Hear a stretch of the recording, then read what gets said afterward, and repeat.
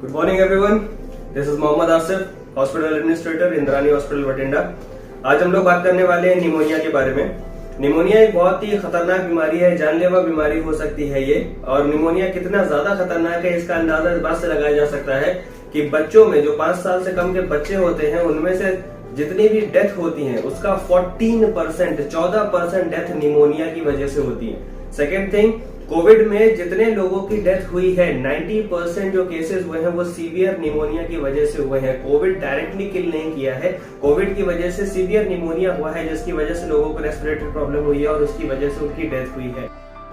तो आज हम लोग इस वीडियो में डिस्कस करेंगे निमोनिया क्या होता है, कैसे होता है, इसके सिम्टम्स क्या होते हैं, इससे बचने के लिए आपको क्या करना चाहिए और हॉस्पिटल जाने की रिक्वायरमेंट कब है, कौन कौन सी चीजों का आपको बहुत सीरियसली लेना है, बिल्कुल भी अवॉइड नहीं करना है। तो चलिए स्टार्ट करते हैं निमोनिया के बारे में। निमोनिया हमारे लंग्स में होने वाली एक तरह की बीमारी है जिसमें इन्फ्लेमेशन हो जाता है हमारे लंग्स के अंदर। यूजुअली हमारे इंसानों में 2 लंग्स होते हैं, लेफ्ट और राइट, और इन लंग्स के अंदर अलग अलग पार्ट्स होते हैं जिसे हम कहते हैं लोब्स। टोटल 5 लोब्स होते हैं इंसानों के लंग्स में।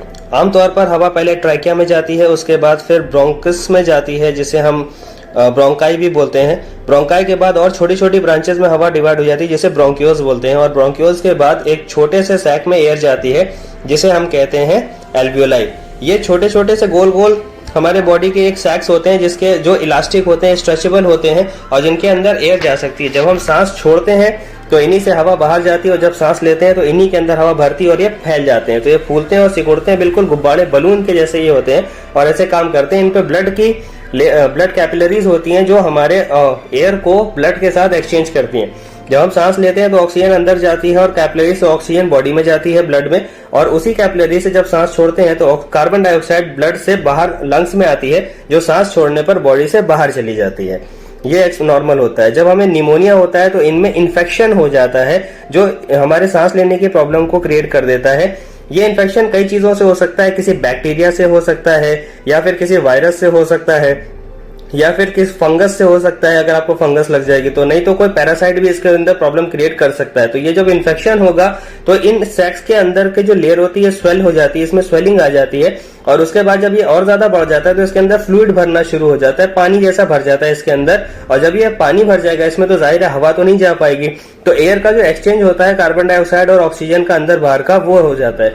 अगर आपको एक पर्टिकुलर लोब में निमोनिया का प्रॉब्लम है तो उसे लोबर निमोनिया कहते हैं।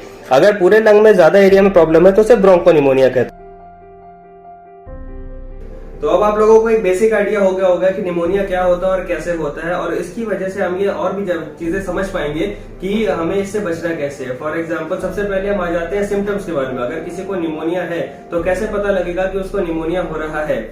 जैसे कि सबसे पहली चीज, सांस नहीं आएगी, सांस लेने में तकलीफ होगी, जिसको हम लोग मेडिकल टर्मिनोलॉजी में बोलते हैं डिस्निया, रेस्पिरेटरी डिस्ट्रेस। हम लोग सांस लेने की कोशिश करेंगे लेकिन सांस नहीं आएगी। दूसरी बात, अगर सांस नहीं आएगी तो बॉडी में ब्लूइश कलर आना शुरू हो जाएगा आपकी एक्सट्रीमिटीज पे, आपके नाखूनों पे, आपकी आंखों के नीचे, जिसको बोलते हैं साइनोसिस। ये ऑक्सीजन की कमी की वजह से होता है। ऑब्वियस सी बात है, जब लंग्स ऑक्सीजन को ट्रांसपोर्ट नहीं कर पा रहे हैं तो साइनोसिस होने लगेगा। ये दूसरा सिम्टम्स है। देन आपको चेस्ट में कंजेशन फील होगा, आपको कंजेस्टेड फील होगा, लगेगा जैसे कोई चेस्ट को ना दबा के रखा हुआ है, प्रेशर फील होगा उसमें क्योंकि पानी भरा होता है। साथ ही साथ आपको चेस्ट में पेन फील होगा, जब आप सांस लोगे या छोड़ोगे नॉर्मली भी आपको चेस्ट में पेन फील होना शुरू हो जाएगा।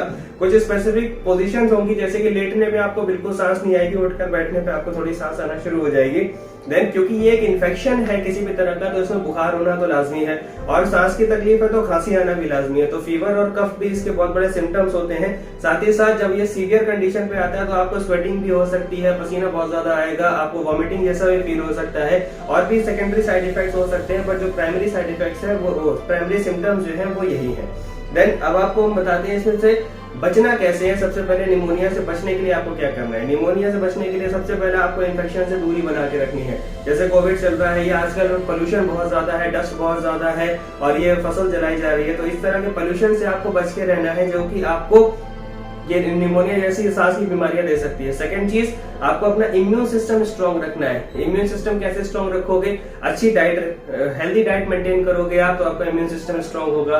एक्सरसाइजिंग करोगे, डीप ब्रीदिंग एक्सरसाइजिंग करोगे, योगा करोगे तो आपका इम्यून सिस्टम अच्छा रहेगा, जिसकी वजह से आपको निमोनिया से होने वाले जो इन्फेक्शन है, इन्फेक्शन से लड़ने में बॉडी को एनर्जी ज्यादा मिल जाती है और वो एनर्जी अच्छे से कंबाइन कर सकता है। तो आपको इन्फेक्शन अगर बॉडी में होगा भी तो वो निमोनिया तक जाने नहीं देगा आपका इम्यून सिस्टम। तो आप अपने इम्यून सिस्टम को बूस्टअप करके रखिए।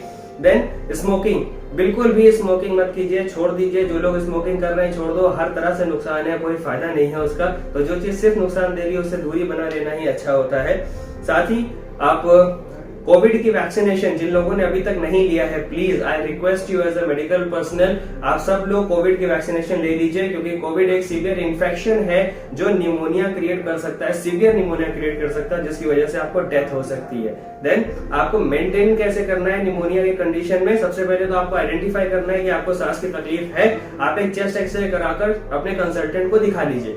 अगर निमोनिया होगा तो ये एक्सरे में निमोनल पैच आना शुरू हो जाते हैं। ये जो फोटो आपको दिख रही है इसमें आपको दिखाई देगा, आपका बाकी लंग क्लियर दिख रहा है बट वो बीच में व्हाइट कलर का स्पेस आ रहा है जो निमोनल पैच बोलते हैं उसको। ये पूरा एरिया ऐसा हो गया है जिसमें सांस नहीं जा रही। ये इतना हिस्सा जो लंग का है वो हिस्सा आपकी बॉडी में ऑक्सीजन को ट्रांसपोर्ट नहीं कर पा रहा है, बाकी हिस्सा काम कर रहा है। और जब ये पूरे हिस्से में फैल जाएगा तो फिर बहुत ज्यादा सीवियर कंडीशन हो जाएगी। तो स्मोकिंग अवॉइड कीजिए, अल्कोहल कंजम्पशन अवॉइड कीजिए, टोबैको का यूज अवॉइड कीजिए और जो ड्रग्स लेते हैं वो ड्रग्स अवॉइड कीजिए किसी भी तरह से। तो इन हार्मफुल प्रोडक्ट से बचे रहेंगे तो आपको हेल्दी लाइफ मिलेगी और आपका इम्यून सिस्टम भी अच्छा रहेगा। देन मेडिकल इमरजेंसी कैसे आपको आइडेंटिफाई करनी है? पहला, सांस लेने में बहुत ज्यादा तकलीफ हो रही है, आप अनकंफर्टेबल फील कर रहे हो, इंतजार मत करो कि आप सीरियस हो जाओ फिर हॉस्पिटल जाओ। इमीडिएटली हॉस्पिटल रश ऑन करो, मेडिकल कंसल्टेशन ले लो, एक चेस्ट एक्सरे कराकर कंफर्म कर लो कि आपके चेस्ट की लंग्स की हालत कैसी है, कंडीशन क्या है, ठीक है।